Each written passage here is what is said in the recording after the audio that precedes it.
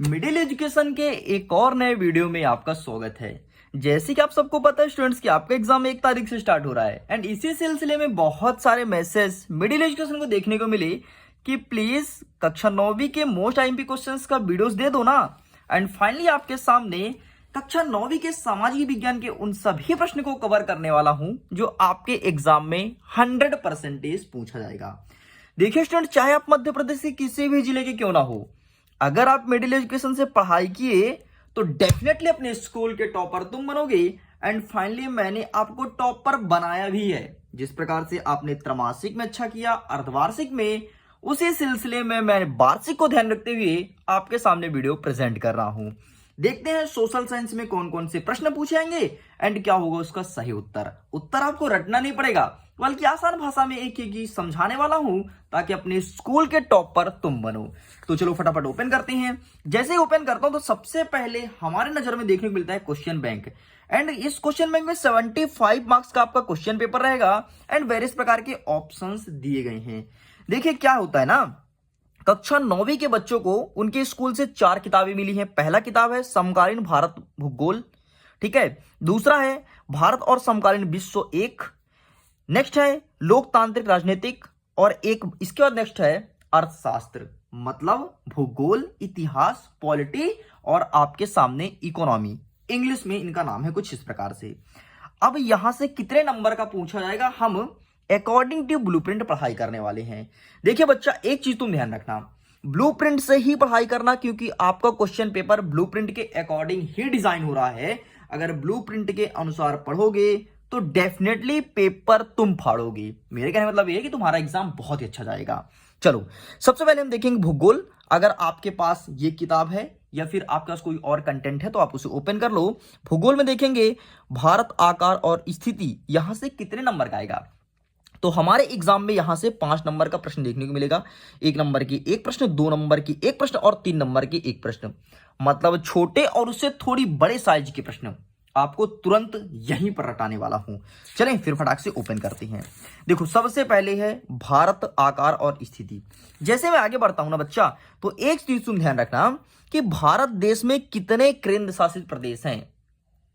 केंद्र शासित प्रदेश को इंग्लिश में यूनियन टेरिटरी भी कहते हैं। तो वर्तमान में भारत देश में 8 केंद्र शासित प्रदेश है। कौन कौन सा?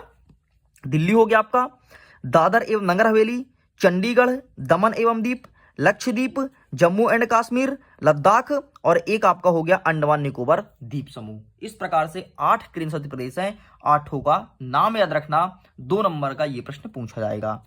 आगे बढ़ते हैं नेक्स्ट क्वेश्चन, भारत के पड़ोसी देश का नाम बताओ। मतलब जो हमारा हिंदुस्तान है, तो हिंदुस्तान के पड़ोस में और कौन कौन से देश हैं इसके बारे में पूछा गया है। तो सबसे पहले ध्यान देना, इसके लिए ना मैं आपको ले चलता हूं मैप में, और मैप में दिखा दिखा करके एक एक चीज पढ़ाने वाला हूं। तो ये रहा स्टूडेंट्स आपके सामने मैप। मैं मैप को ओपन कर लेता हूं और देख लेते हैं कि क्या क्या हमारे हिंदुस्तान के आसपास देश हैं। देखो भाई साहब, ये हमारा प्यारा हिंदुस्तान।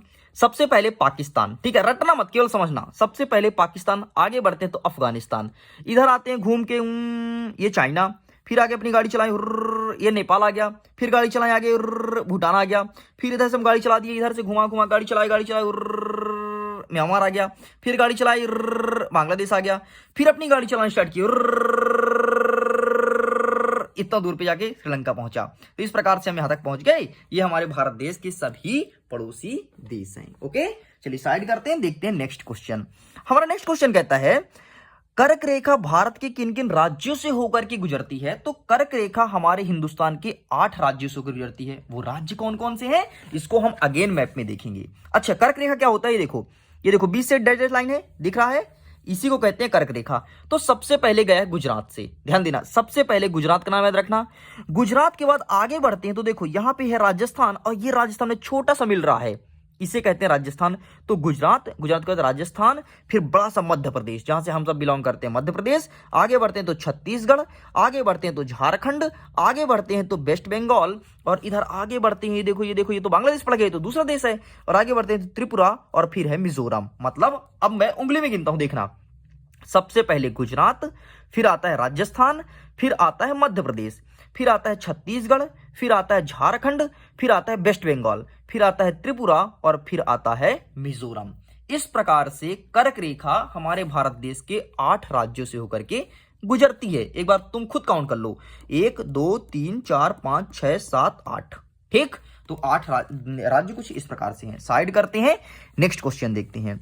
नेक्स्ट हमारा कहता है भारत के पश्चिम समुद्री तट से जो राज्य लगे हैं उनका नाम बताना है। पश्चिम समुद्री तट बोला है तो आओ हम पश्चिम आपको दिखाते हैं। ये हमारे भारत देश का मैप हो गया। भारत देश में हमेशा जो ऊपर रहता है उसे कहते हैं उत्तर, जो नीचे रहता है उसे कहते हैं दक्षिण, जो इधर रहेगा इसे कहेंगे पूर्व, और जो इधर रहेगा इसे कहेंगे पश्चिम। हमसे प्रश्न में क्या बोला है बेटा कि पश्चिम समुद्री तट का नाम बताओ, तो आओ दिखाते हैं पश्चिम साइड। ये हमारा समुद्री तट हो गया पश्चिम साइड का। सबसे पहले पड़ता है गुजरात, नीचे आते हैं तो पड़ता है महाराष्ट्र, थोड़ी नीचे आते हैं तो छोटा सा घुसा है गोवा, नीचे आते हैं तो कर्नाटका, और फिर नीचे आते हैं तो केरला, और बीच में पड़ता है तमिलनाडु। मतलब कौन कौन सी? गुजरात, महाराष्ट्र, गोवा, कर्नाटका, केरला। ये 5 राज्य कुछ इस प्रकार से हैं। हम देख लेते हैं क्या उन्हीं का नाम लिखा है। ये देखो, गुजरात, महाराष्ट्र, गोवा, कर्नाटका, केरला। देख लिए? तो रटो मत यार, समझ के पढ़ो। मिडिल एजुकेशन के एक ही वीडियो को 3-4 बार देखो, डेफिनेटली तुम्हारा एग्जाम बहुत अच्छा आएगा और तुम्हें रटना नहीं पड़ेगा। लेकिन यहीं पर यदि परीक्षा में ये प्रश्न पूछ दे कि पूर्व साइड कौन कौन से राज्य हैं, तो पूर्व साइड देखो, हम यहां चलते हैं, वेस्ट बंगाल चलेंगे। ठीक है, इसे काउंट मत करना, वेस्ट बंगाल से। पहला वेस्ट बंगाल, दूसरा हमारा उड़ीसा, आगे बढ़ते हैं तो आंध्रा मतलब आंध्र प्रदेश, और नीचे आते हैं तो तमिलनाडु। 4 राज्य इधर भी हैं। कौन कौन से? वेस्ट बंगाल मतलब पश्चिम बंगाल, उड़ीसा, फिर आपका आंध्र प्रदेश, फिर आता है आपका तमिलनाडु। 4 राज्य इधर, 4 राज्य इधर, मतलब टोटल 8 राज्य ऐसे हैं जो समुद्र से सीमा साझा करते हैं, शेयर करते हैं। ठीक है, ठीक है, चलिए साइड करते हैं, देखते हैं नेक्स्ट क्वेश्चन।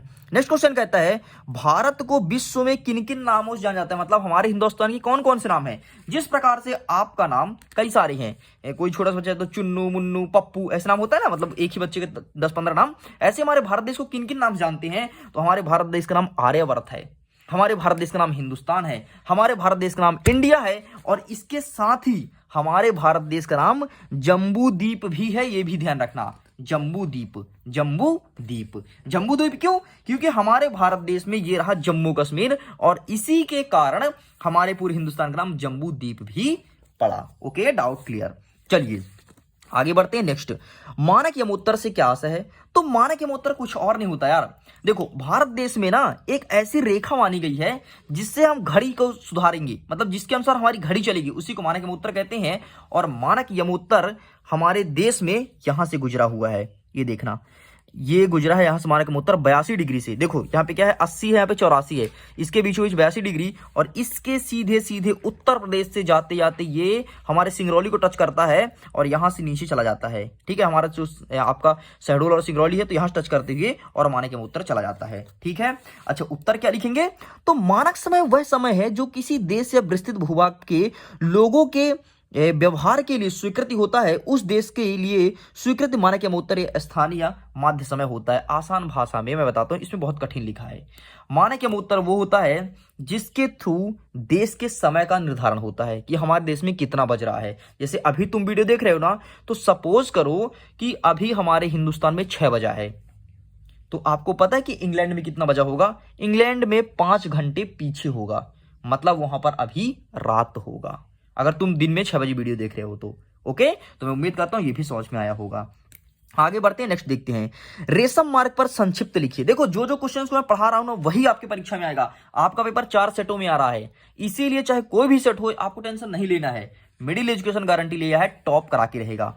आगे देखो, रेशम मार्ग पर संक्षिप्त लिखिए, छोटा सा टिप्पणी लिखना है। तो रेशम मार्ग होता क्या है? रेशम मार्ग प्राचीन समय में और मध्यकाल में ऐतिहासिक, व्यापारिक और सांस्कृतिक मार्ग का एक समूह था। मतलब प्राचीन काल में और मध्यकाल में, वर्तमान काल में नहीं, प्राचीन और मध्यकाल में, पुरानी बात बता रहे हैं कि वहां से लोग आया करते थे, जिस रोड के थ्रू आते थे और रेशम का व्यापार करते थे उसे रेशम मार्ग कहा जाता है। रेशम का व्यापार करने के कारण उसका नाम रेशम मार्ग पड़ गया। मैं उम्मीद करता हूं ये भी आपको समझ में आया होगा। एक नेक्स्ट क्वेश्चन जो हमारे परीक्षा में आएगा वो 3 नंबर का पूछा जाएगा। प्रश्न क्या है? स्वेज नहर के निर्माण के समय भारत व यूरोप के व्यापार के महत्व को लिखो। तो सबसे पहले आपको पता होना चाहिए कि स्वेज नहर बना कब है। ठीक है, तो स्वेज नहर बना है 1869 में। ठीक है, अच्छा स्वेज नहर है कहां? मन में प्रश्न उठा होगा, मुझे पता है, जो बच्चे पढ़ने में होशियार होते हैं उनके मन में प्रश्न उठता है। मैं आपको दिखा देता हूं ना स्वेज नहर है कहां। रुको, मैं जस्ट अपने मैप का पेज नंबर यहां से देख के ओपन कर लेता हूं। हमारे मैप में पेज नंबर 62 में स्वेज नहर दिखाया गया है। तो ये रहा भैया पेज नंबर 62।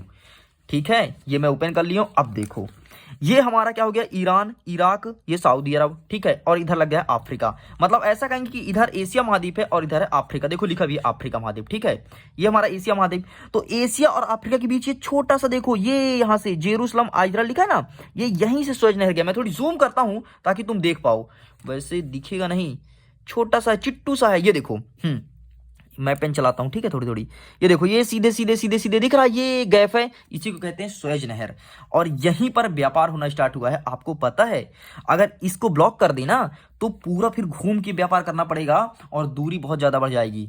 और सुएज नहर बनाने से बड़ा फायदा ये है कि अगर हमको हिंदुस्तान वाले को व्यापार करना होता है, यहां से देखो, अगर हम लोग यहां से व्यापार करते हैं, सीधे अपना जहाज चलाते हैं और इधर निकाल देते हैं, ठीक। तो ये सुएज नहर बहुत आसान बनाता है, हमारा तेल बचाता है, हमारा समय बचाता है। अच्छा, सुएज नहर किस देश का अधिकार है? तो सुएज नहर पर मिस्र देश का अधिकार है, जिसे आप आजकल इजिप्ट के नाम से भी जानते हो। Doubt clear? मैं उम्मीद करता हूं समझ में आया होगा। चलिए साहब, इसे साइड करते हैं, देखते हैं नेक्स्ट।